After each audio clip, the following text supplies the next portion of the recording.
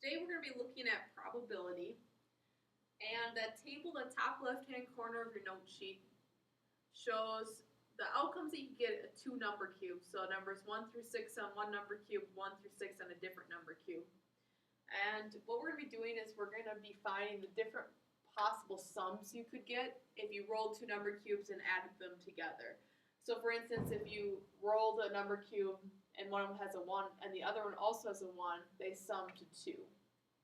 The next one to the right, you would get 2 plus 1, which is 3, 4, so on and so forth. So go ahead and take a minute or two and fill out that table.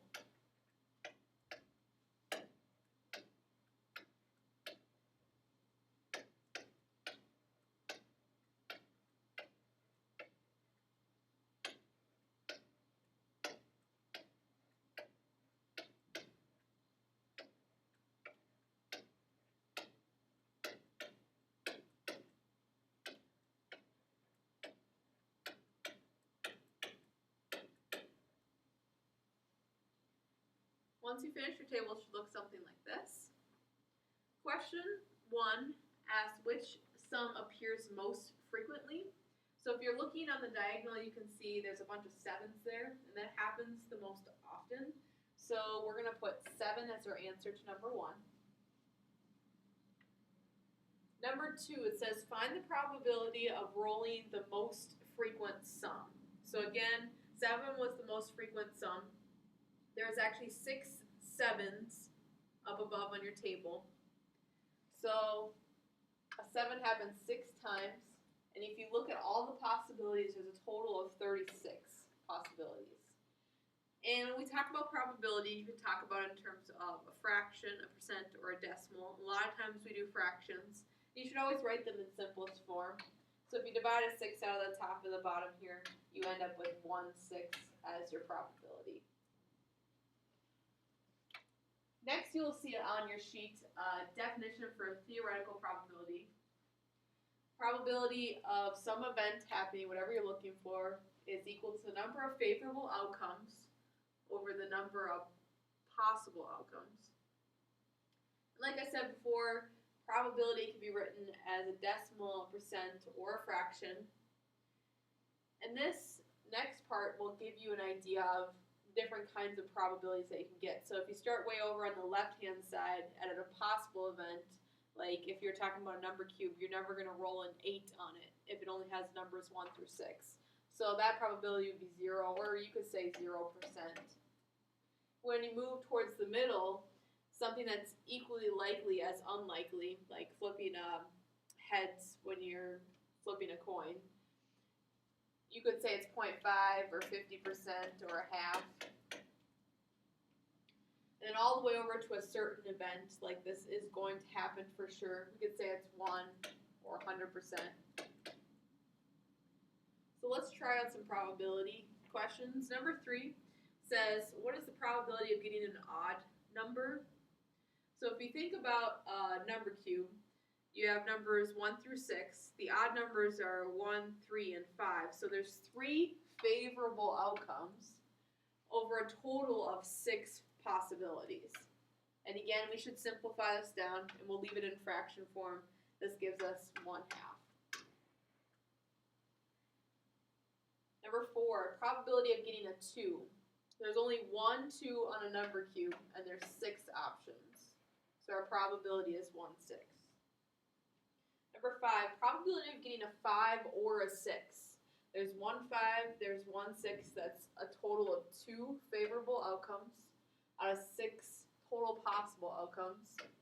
And this can be simplified down to 1/3.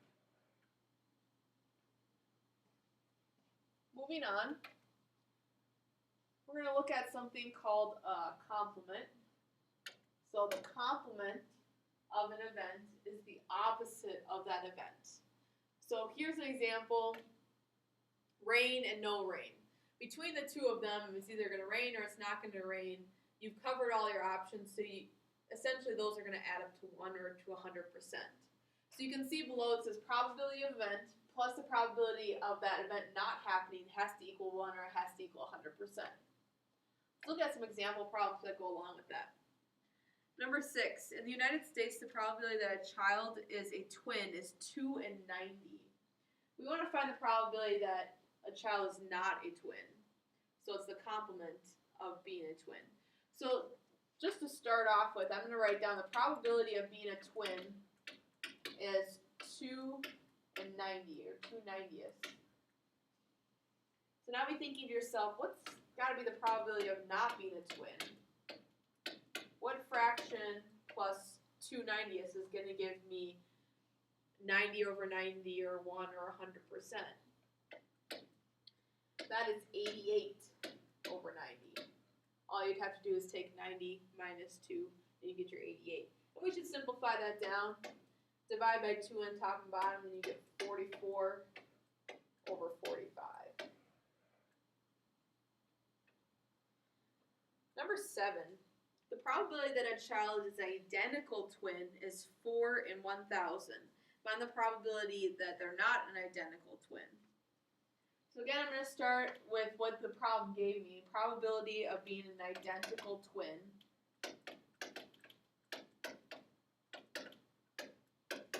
is 4 in 1,000. Now we're looking for the probability of not an identical twin.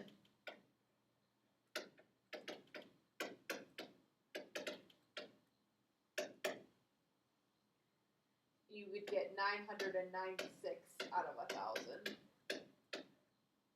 Or simplified down, 249 out of 250.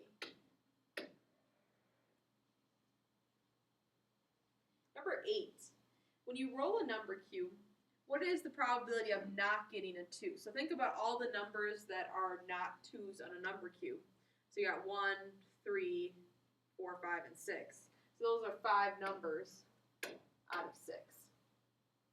Would be our probability of not getting a 2.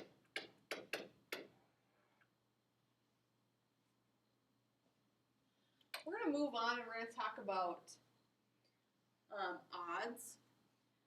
So it says here you can think of probability as a ratio of part over a whole.